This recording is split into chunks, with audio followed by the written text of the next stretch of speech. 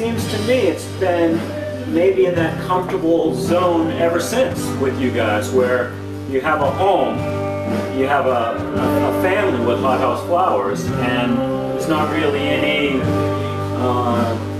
qualms about playing with other people, taking some time off, and when you get together, that seems like home. Is that about how that it is? explains it. I mean, we don't appear by kind permission of anybody except ourselves. Yeah.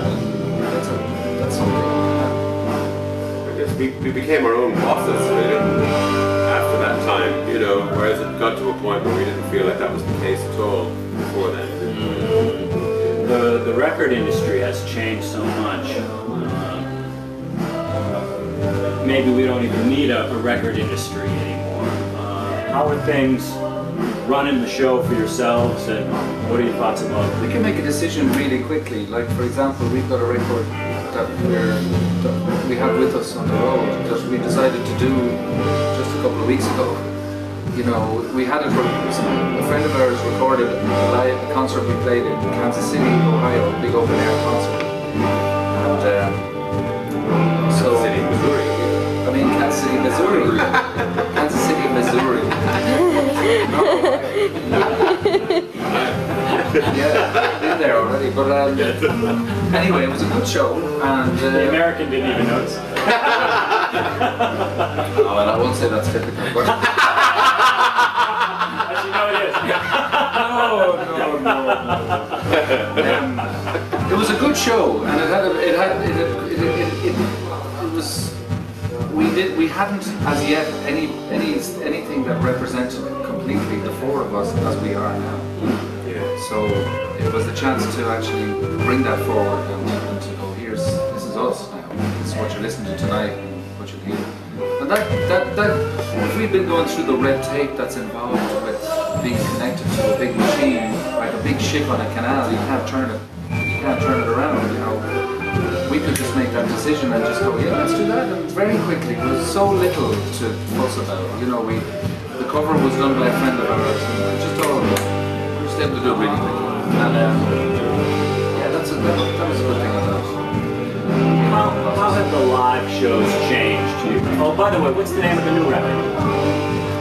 Good Night, Son. Good Night, Son. And what's the best way to buy it? Online at Hothouse Flowers? It will be available online at hothouseflowers.com. It's probably not quite yet, but it will be by mail order. We haven't uploaded it for download yet. If that makes sense. And at our shows, basically, on these, you know. Okay. We just started selling them on this tour.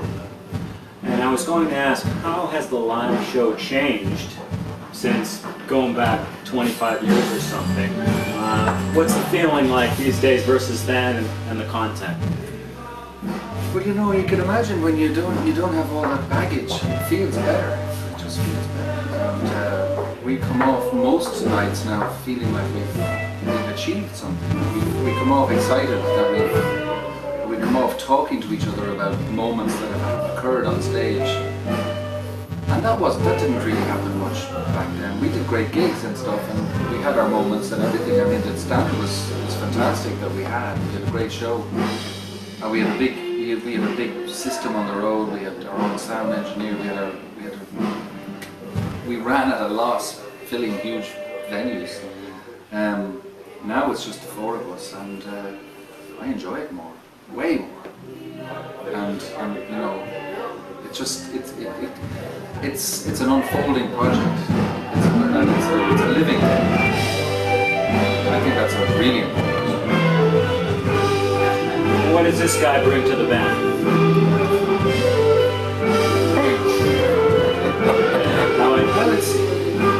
We were talking before. I haven't seen the band live since 93ish. Okay. Yeah. So I've never seen Dave.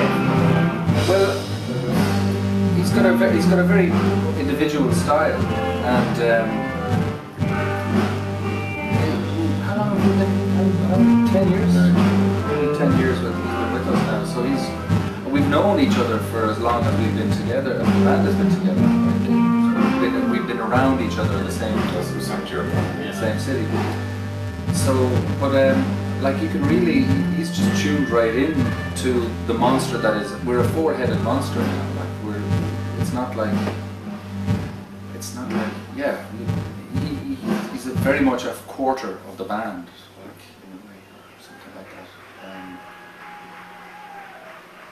And there's no compromise, I think, with anybody in the band. Like we just play our way with each other, and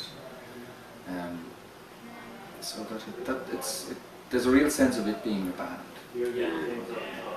And I was pleased to hear that maybe there'll be a new Hothouse Flowers album. Yeah. You doing some writing?